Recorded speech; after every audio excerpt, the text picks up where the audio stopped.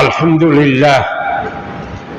لله نحمده ونستعينه ونستغفره ونؤمن به ونتوكل عليه ونعوذ بالله من شرور أنفسنا ومن سيئات أعمالنا من يهده الله فلا مضل له ومن يضلله فلا هادي له ونشهد أن لا إله إلا الله وحده لا شريك له ونشهد أن سيدنا وسندنا وحبيبنا وشفيعنا ومولانا محمد أرسله بالحق بشيرا ونذيرا وداعيا إلى الله بإذنه والسراجا منيرا سبحانك لا علم لنا إلا ما علمتنا إنك أنت العليم الحكيم وقال الله تعالى في القرآن الكريم وفرقانه الحميد أعوذ بالله من الشيطان الرجيم بسم الله الرحمن الرحيم قل إن اجتمعت الإنس والجن على أن يأتوا بمثل هذا القرآن لا يأتون بمثله ولو كان بعضهم لبعض ظهيرا صدق الله العلي العظيم قال رسول الله صلى الله عليه وسلم خيركم من تعلم القرآن وعلمه وصدق رسوله النبي الكريم اللهم احفظ المسلمين في كل مكان خصوصا في البرما روهينجا فلسطين وبنغلاديش بأنفسهم وأموالهم وعزتهم সবাই বলেন আমিন আমিন মুহতারাম সূরা রহমান রয়েছে অর্ধেক অংশের মতো তার আগে আমি একটি বিষয় আপনাদেরকে অবগত করাইতে যাচ্ছি যে আগামী সেপ্টেম্বর মাসে চতুর্থ শুক্রবার আল কোরআনের মুজিজা গণিতিক বিষয় ও বিজ্ঞান সায়েন্স এই নিয়ে খুব গুরুত্বপূর্ণ আলোচনা হবে। ঠিক আছে। وَلِمَنْ خَافَ مَقَامَ رَبِّهِ جَنَّتَانِ বিসমিল্লাহির রহমানির রহিম।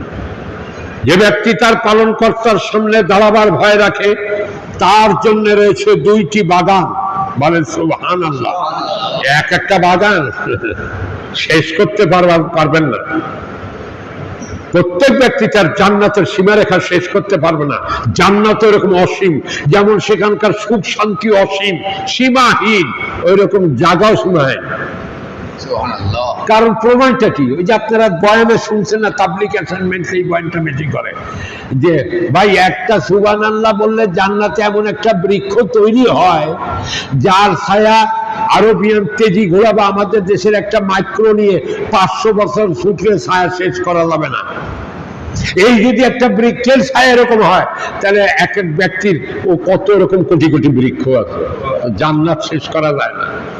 সে করতে ওয়ালিমান খাফা মাকামা রাব্বিহি জান্নাতান, যে ব্যক্তি তার পালনকর্তার সামনে কাল কিয়ামতের ময়দানে দাঁড়াবার ভয় রাখে তার জন্য রয়েছে দুইটি বাগান।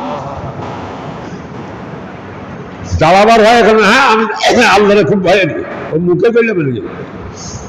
কোন ব্যক্তি আল্লাহকে ভয় করে? যার নামাজ ঠিক দেখা যায়, যার দান সদকাত, সে মালদার হলে হজ যাকাত ঠিক মতো দেয়, মাদ্রাসা মসজিদের খেদমত রাখে, আত্মীয় স্বজন এতিম মিসকিনের হক আদায় করে এবং যথাসম্ভব বিপদ আপদে ধৈর্য ধারণ করে দুনিয়াতে। সেই ব্যক্তির আমল ঠিক আছে, সেই ব্যক্তিকে বুঝলে যায় যে সে আল্লাহকে ভয় করে। আল্লাহ পাক বলেন ওয়ালিমান খাফা মাকামা রাব্বিহি জান্নাতান, যে ব্যক্তি তার পালনকর্তার সামনে দাঁড়াবার ভয় রাখে তার জন্য রয়েছে দুইটি বাগান। পরবর্তী আয়াত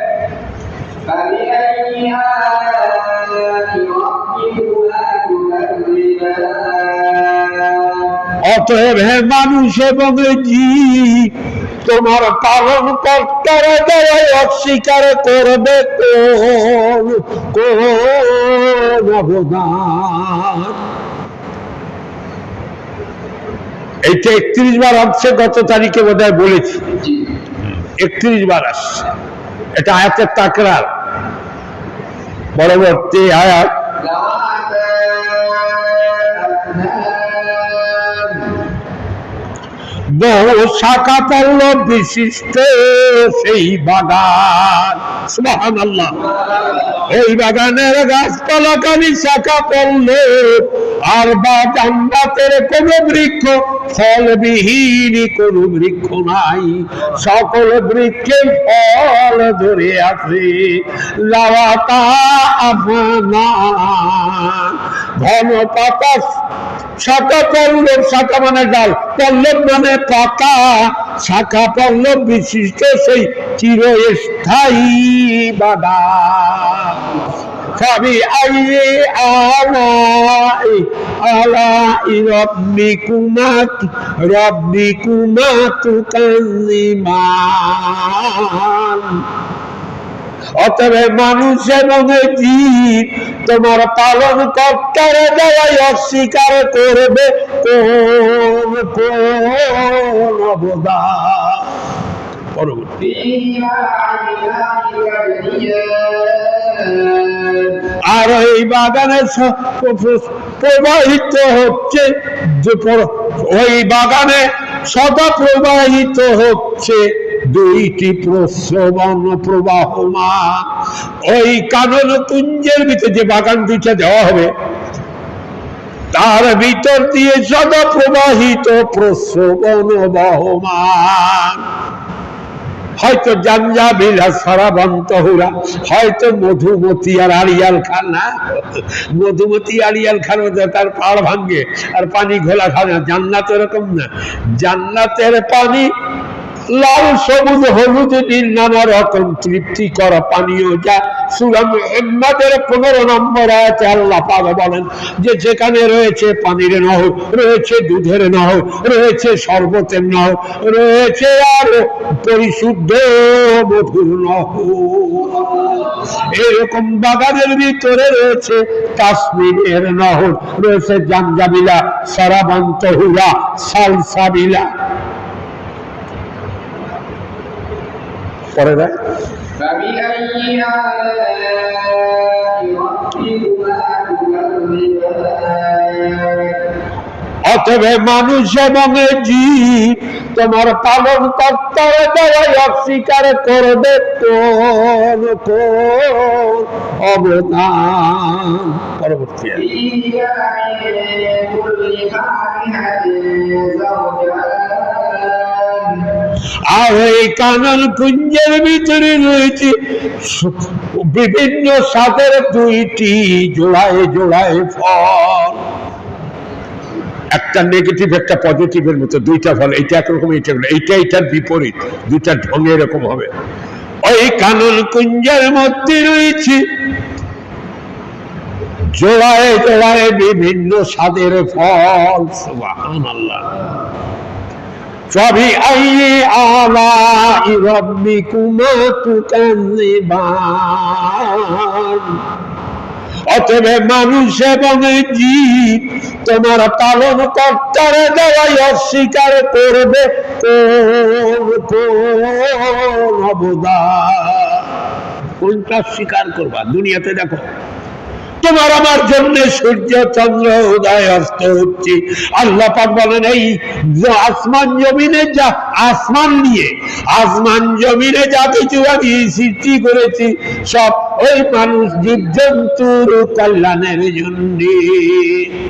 তুমি অস্বীকার করতে পারো, করলে না অমুক জিনিসটা আল্লাহ দেয় না, এটা আমাদের অসুবিধা হচ্ছে, এরকম কিছু নেই। পানি লাগবে, নদী সমুদ্র বাতাস লাগবে, ডাঙ্গা ভরা, আলো লাগবে, সূর্য চন্দ্র রাজ্যে আলো দিয়ে দিয়েছেন। রাজ্যে আবার যারা পথিক, রাজ্যে যারা চলবে, যাতে যাদের প্রয়োজন তারা যাতে প্রথমে রাজ্যে যদি আল্লাহ আলো দিতে দিয়ে দিয়েছেন চন্দ্র, এরকম করে করে দেওয়া আছে।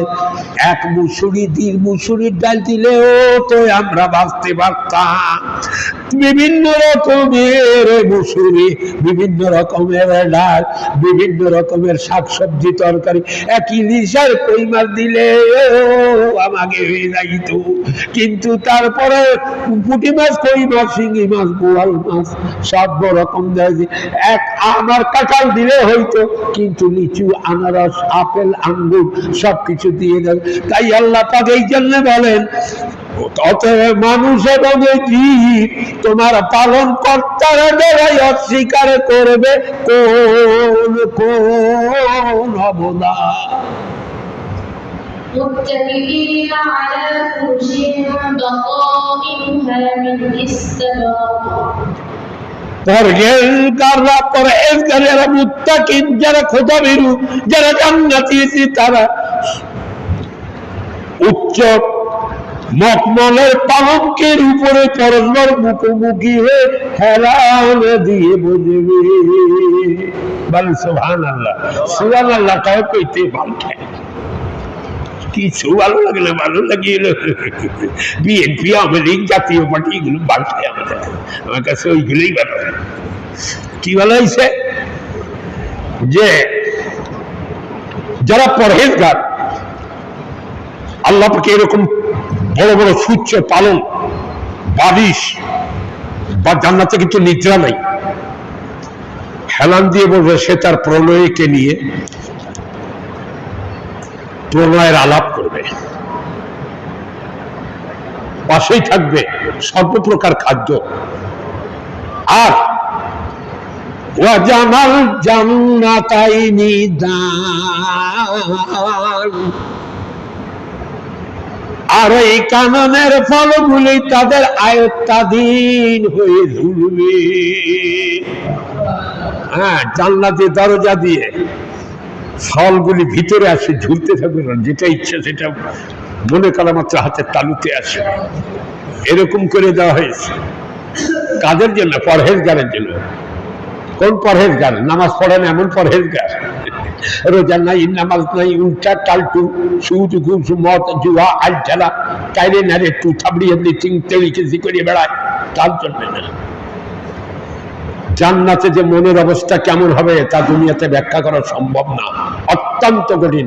কি যে মনের অবস্থা হয়ে যাবে আনন্দে। পরবর্তী আয়াত, فبأي آلاء ربكما تكذبان অতএব মানুষ এবং জিন তোমার পালন কর্তার দ্বারাই অস্বীকার করবে কোন কোন অবদান। পরবর্তী আয়াত, فيهن قاصرات الطرف لم يطمثهن إنس قبلهم ولا جان। আর ওই কানন কুঞ্জের ভিতরে রয়েছে আনত নয়না সুন্দরী রমণীগণ, ইনসুন ক্বাবলাহুম আলা জান, তাদেরকে ইতিপূর্বে কোন মানুষ এবং জিন স্পর্শ করে নাই। আমি হলো গোলাম, আমার প্রভু আমার সঙ্গে রোমান্টিকতার আলোচনা করছেন। আমার আল্লাহ কত সহজ, কত সহনশীল। আমি হলো তার দাস, সে আমার প্রভু, সে আমার সঙ্গে রোমান্টিক আলোচনা করতেছে। বলে ফিহিন্না কাসিরাত তারফ, ওই কানন কুঞ্জের মধ্যে আনত নয়না সুন্দরী রমণীরা রয়েছে। আমাদেরকে বলতেছে তাদেরকে ইতিপূর্বে কোন মানুষ, এবং তাদের সতীত্বের গ্যারান্টি আমাকে দিচ্ছেন যে জান্নাতের সুন্দরীদের কেউ দেখেও নাই, কেউ স্পর্শও করে নাই। আমার প্রভু আমার সঙ্গে কতটুকু 50, 60, 70 বছরের ধৈর্যের সাথে নামাজ, রোজা, হজ, যাকাত পালন করা, এই তো, তাই পারি না। দুনিয়ায় যত পদের নেশা, সম্পদের নেশা, নারীর নেশা, মান সম্মানের নেশা, পাগল হয়ে গেছে।